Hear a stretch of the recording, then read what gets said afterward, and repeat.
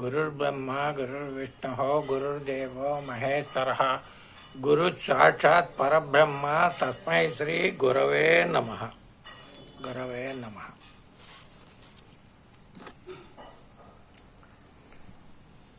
పూజా కార్యక్రమంలో కొబ్బరికాయ ఎలా కొట్టాలి, ఏ విధంగా కొడితే ఉత్తమ ఫలితాలు?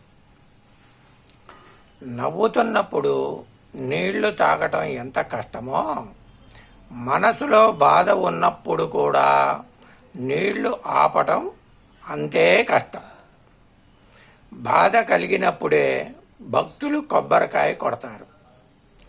దేవాలయాలలో, ఇంట్లో పూజా సమయంలో, పూజానంతరం కొబ్బరికాయ కొడతారు. కొన్ని సమయాలు నియమాలు పాటించాలి.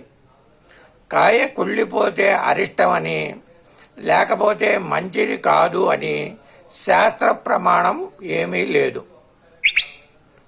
గృహప్రవేశ సమయంలో గుమ్మడికాయ ఎలాగైనా పగలవచ్చు.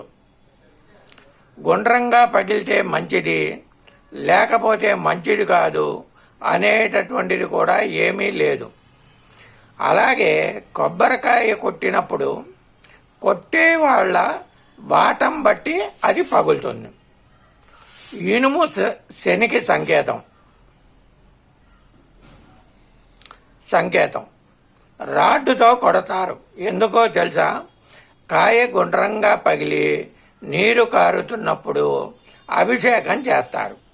అది కూడా తప్పే. కొబ్బరికాయ కొట్టిన తర్వాత 2 ముక్కలకు కుంకుమ, పసుపు లాంటి బొట్లు పెట్టకూడదు. పెడితే అది పూజకి అంకురార్పణ అవుతుంది. పూజ చేసిన కొబ్బరికాయని ఎలా నైవేద్యం పెడతారు? కొంత అమ్మవారి గుడిలో కుంకుమ పూజ చేసి కుంకుమని కొబ్బరి చిప్పలకు పెట్టిస్తారు. పూజకు ముందు పెట్టకూడదు అని కొన్ని శాస్త్రాలు చెబుతున్నాయి. అలా పెడితే విరుద్ధ పూజ అవుతుంది. భగవన్ నివేదనకు కొబ్బరికాయను కొట్టబోయే ముందు దానిని స్వచ్ఛమైనటువంటి నీటితో కడిగి, ఆ తర్వాత టెంకాయి పీచు ఉన్న ప్రదేశాన్ని చేతపట్టుకొని దేవుడిని స్మరించుకోవాలి. రాతిపై కొట్టేటప్పుడు ఆ రాయి ఆగ్నేయ దిశలో, అనగా మీకు కుడి భాగంలో ఉండటం మంచిది. టెంకాయ కొట్టి దానిని విడతీయకుండా చేతపుచ్చుకొని అభిషేకం చేస్తూ ఉంటారు. అది కూడా కొంత విరుద్ధమే, పద్ధతి తప్పు. అలా చేస్తే ఆ కాయ నైవేద్యానికి పనికిరాదు. కొబ్బరికాయ పట్టుకొని మొక్కులు మొక్కేటప్పుడు జుట్టు దేవుని వైపు పెట్టి మొక్కుకోవాలి. కొట్టేటప్పుడు మాత్రం జుట్టు మన వైపు ఉండేలా చూసుకోవాలి. ముఖ్యమైనటువంటి సందేశాలు: కొబ్బరికాయ కొట్టేటప్పుడు దేవతారాధనలో ఏ విధమైనటువంటి నియమాలు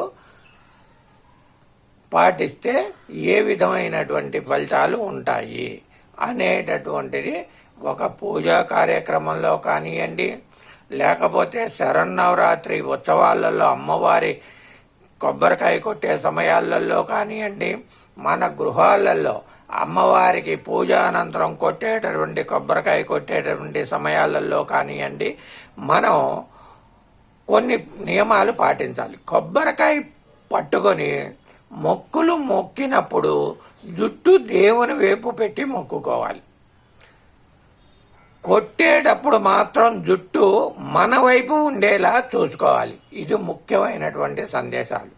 కొబ్బరికాయ కొట్టేటప్పుడు నియమాలను పాటించండి, దాని యొక్క ఫలితాన్ని అనుభవించండి. సర్వే జన సుఖినో భవంతు, సమస్త సన్మంగళాని భవంతు, లోక సమస్త సుఖినో భవంతు, లోక సమస్త సుఖినో భవంతు, లోక సమస్త సుఖినో భవంతు. శరన్నవరాత్రి సందర్భంలో ఆ జగన్మాత అందరినీ చల్లగా కాపాడి ఆయుర ఆరోగ్య ఐశ్వర్యాలు కలగచేయాలని మనస్ఫూర్తిగా కోరుకుంటూ, కాశీనాథన్ సుబ్రహ్మణ్యం, గాంధీనగర్, విజయవాడ 39949301301 682. శుభం భవతు, శుభం భవతు, శుభం భవతు.